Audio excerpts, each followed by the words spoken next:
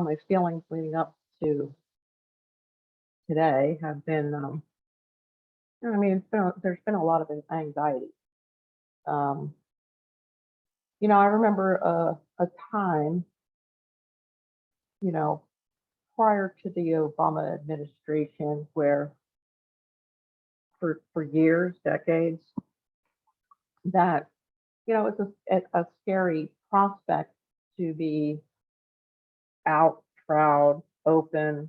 Um, I remember days where back in the 90s, um, being afraid, in my military career, being afraid to even put a pride sticker on my vehicle. I mean, I put one on and then I'd be driving, and then this intense fear would come over me, like, there was going to be a sniper that took me out just because they didn't like who I was. They didn't agree with who I was born to be. And I would pull over and scrape the stickers off and not do that because the grief, the anxiety, the anticipation of the unknown was too much, and so I didn't do anything like that. So it's having once we got into the Obama era and repealing Don't Ask, Don't Tell, and the you know being able to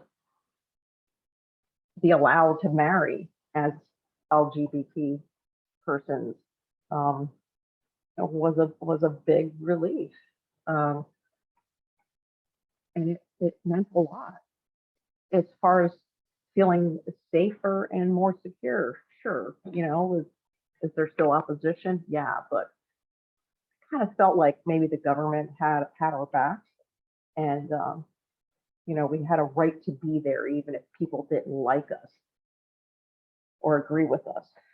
Um, but I'd say this has been a pretty tough year.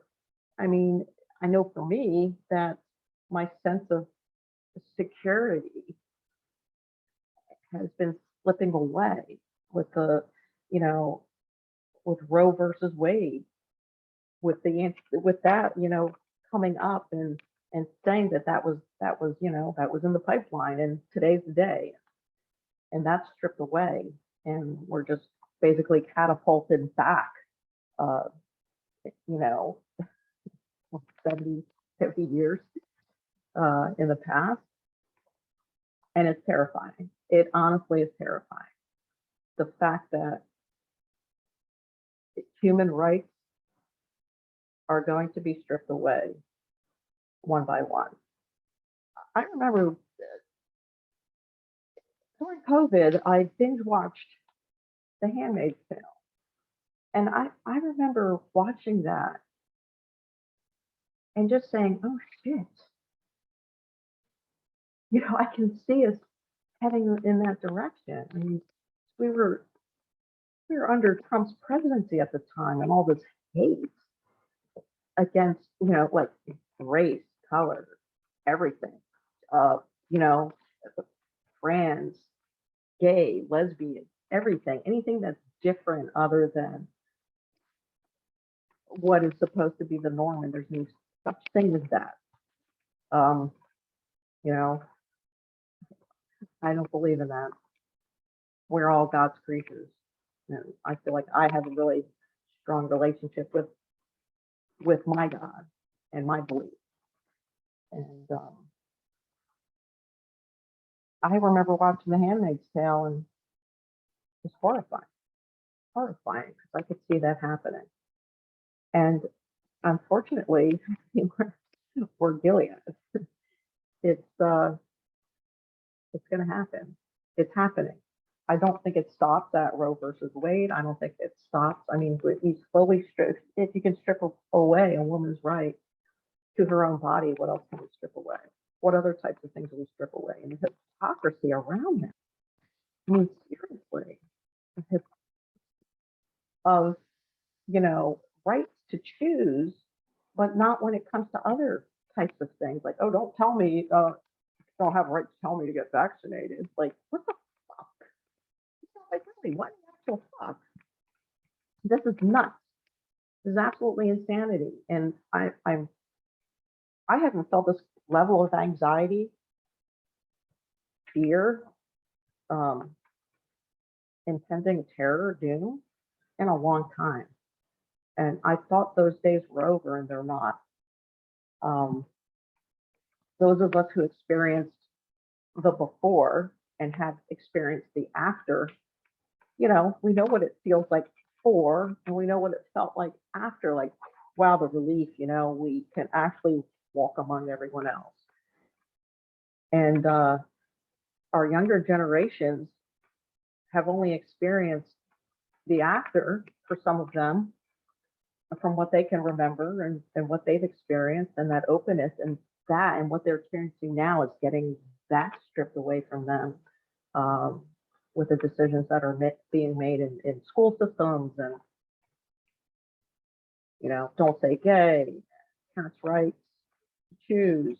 It's just amazing. Here we go with the hypocrisy again of like, oh no, parents have a right to choose, and then it's like, oh no, you don't have a right to choose over your body, so don't do that. And the target is against women, and now we're gonna, we're gonna arrest people for doing things like that. Yes. What's our orphan population like? You know, what's our, child abuse statistics? What are those? Do we give a shit? Oh, hell no. No government support for that crap. Uh, and there's a huge debate around that. Like, it's just, it's unconscionable. It's crazy. It's outright nuts. This is where we live. This is how we are. I personally, I don't have a sense of safety. And so, I don't feel a sense of safety. I imagine many of us don't, for multiple reasons, because really, but, you know, they've already overlapped. What's next on the chopping block? We have gay rights, maybe reproductive rights. What? Mixed marriages? What else? What else? This is not the America. This is not my America. It's not the America that I joined the military for. And that's a whole nother story that I've had to work through a bunch of trauma through that. And that abusive relationship that I had, as many of us veterans have had to come to terms with. But this is what's next. It is not for the people by the people. It is for a select few by a select few. And it's scary. And it's a horrifying reality of what's going to continue to unfold in our country. And it sucks. Hashtag we're fucked. That's my hashtag. We're fucked. And I I don't know. I feel kind of like just kind of stuck here. And what do I do? What do we do? Like, oh, let's hide deep back into the closet and for safety reasons, and or fight till my death to defend our rights and try to take back what's being taken away from us. Either prospect does not sound appealing to me. Either one of those is like, no, I don't want to go backwards. And I don't, it sucks that I have to do, then there's the other choice of doing something about it. And, I feel like every day I make that choice to do something about it, even if it's just giving people space, a safe space to work through these things, to talk through these things, to deal with these things, to figure out how to cope with these things or be safe with these things, as far as my profession goes. And, I'm not immune to any of that. It's terrifying. It's scary. It's like, what's next? Not sure what the decision is, like, oh, which states might be safe to go to for any of us, and what happens then?